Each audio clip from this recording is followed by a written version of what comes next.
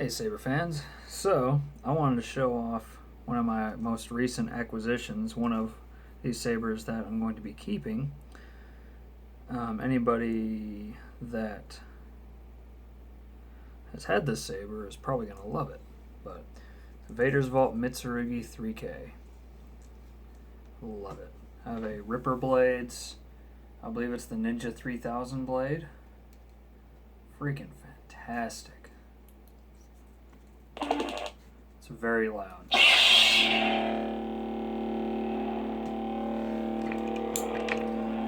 This is, of course, in-hill LED.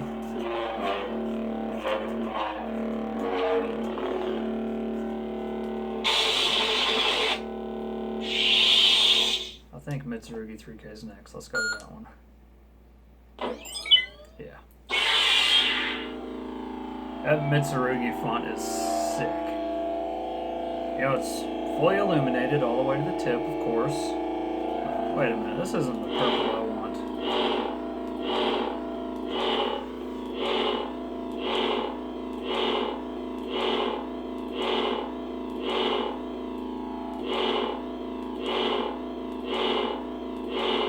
There we go, a nice dark purple. So, as you can see, let me put this on mute, that way you can actually hear me. As you can see, there's a lot of bass flare. It's a lot more noticeable on camera, but in person, there's a little more bass flare here. Probably comes up to about right in this general direction, inner area. And it's still very even from there all the way up. All the way up to the tip. Even with that light shining through. Yeah, it's so light too with that particular blade in it. The flash on clash turns out great every time.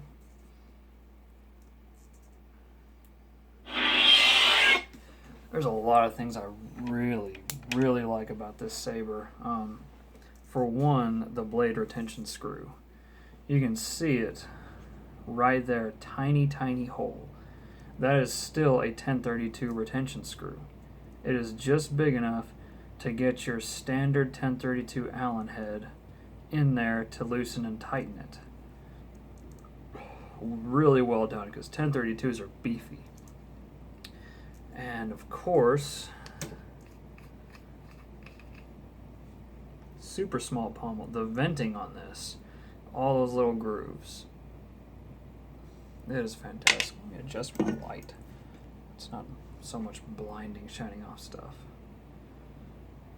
It's very loud. Very well designed. It still has the fixed chassis, or sliding chassis. Version 4 crystal shard. Still has the pitch shift and nice 22mm speaker. And it slides in easy. You know, sometimes the chassis don't slide in quite that easy. Non-illuminated switch. I love how deep, like, you know, with this particular part being the shroud, you know, because this is the inner core of the saber, and then this entire part going down through here, I believe all the way down to here too, is a shroud held in place with these set screws, or these button head screws. It's still very slim. You know, there's a lot of detail on this, a lot, and with the shroud being on there, it makes hitting these buttons accidentally damn near impossible. I mean, for the main activation, you can kind of, like, you know, if you grip it just right and hit it with your hand, barely, but you have to almost actively be trying to do that. And the auxiliary is way down in there. You have to actually try to hit it. It's really great. I like it a lot. You can see that these have had the anodizing removed from there. Exposes the silver in between there and there and there. It looks great. You can see that. It's one thing I really like about the saber. There's so many minute details. You know, like there's actually this textured feel on this right here. You can see it. on both sides, also in this section and in that section. It's like, it's super subtle, but it's so much character. And of course, you know, you have the little vents right there. You have the chamfer around here. You got these grooves. And this blade works so well with this saber. I love it.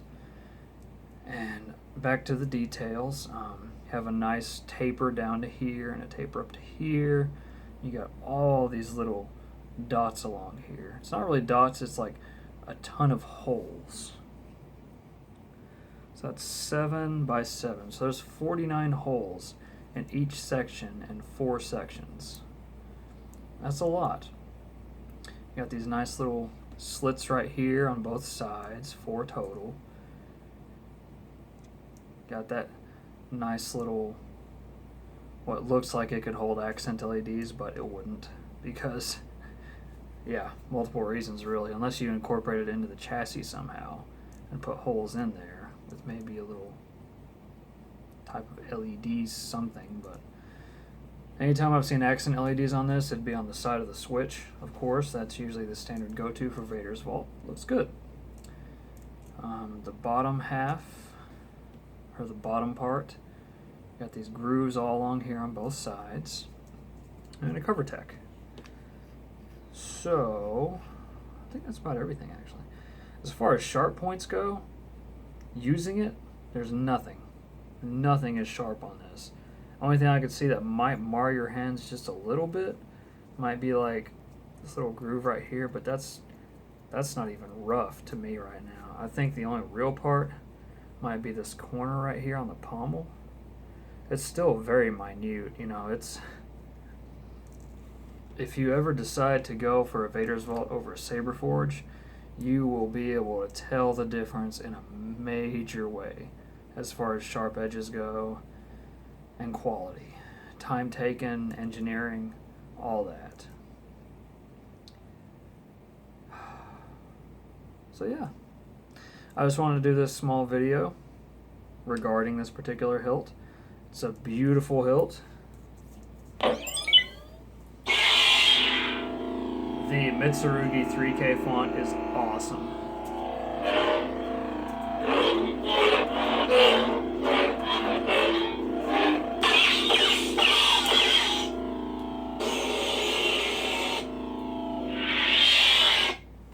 That's not the default power on. That is, there was a lot of extras with the Mitsurugi 3K font. A lot. I think I did a Zelda font as well. Yeah, that's Zelda.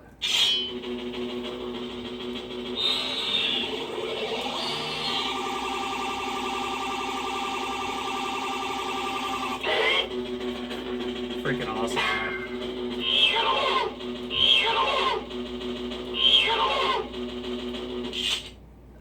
I love that font. It's so much fun. But yeah, I just wanted to show off this blade real quick. Also notice from head to toe, there's so many details. You know, it's all one solid piece going down into a piece of blade stock. And you got these nice grooves on the back end, followed by deeper grooves all along to the tip. That engraving is awesome. I just got this in yesterday.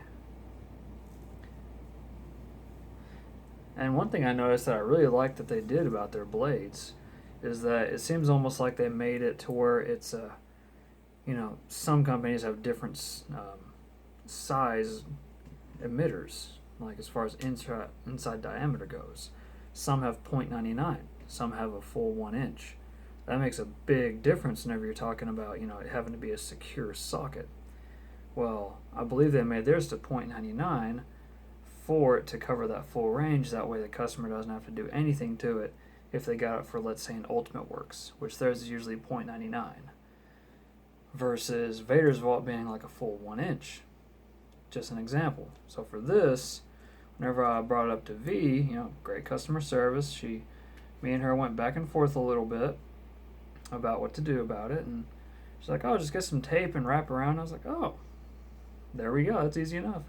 Just got some packing tape, wrapped a few layers around, took it slow, put one layer on, put it in, still loose, done 3 layers worth, and it's solid. It's good stuff. Turned out great. You can still hear it moving around a little bit, but before it was like, you could actually see it actively fighting against the blade socket. And the blade depth in this is very deep. I think it's around 2 or 3 inches. Somewhere like LED modules down here in this general area. Pretty deep. And the blade stock that was included with it was not that deep. Now dueling? Hell no. Hell no. Swap out the blade on this for sure. 100%. Do not duel with this blade. This is way too nice. This is meant for just showing off and enjoying. Because, the weight of this particular blade is significantly lighter than, let's say, for example, a NeoPixel blade or even a thick wall blade. There's a substantial difference. Like, let's see, where's the balance point in this right now? It's pretty darn close to the emitter. Pretty darn close. But yeah, hope you enjoyed the video, guys.